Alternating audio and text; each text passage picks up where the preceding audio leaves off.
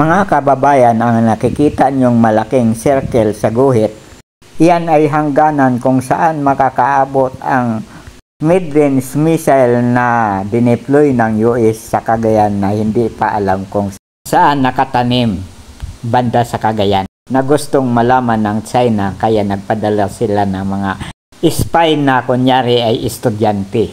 Kaya nagrereklamo ang China kasi aabot pala sa mainland, pwede rin umabot sa Vietnam at saka sa Malaysia.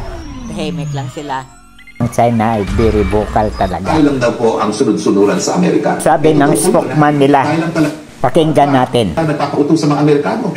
Pinagagamit natin ang basang militar at yung aking artikulo po, itong Sabado, tumawag sa akin na napakadaming senador.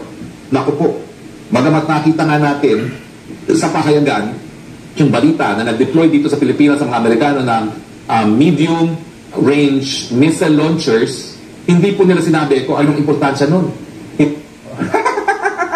Ingot talaga.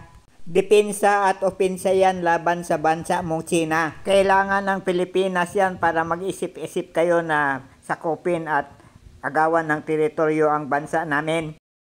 Gusto kasi ninyo kayo lang ang may missile para hindi kami makalaban . Dadagdagan pa yan ang mga eroplano at barko ni Presidente Bongbong Marcos.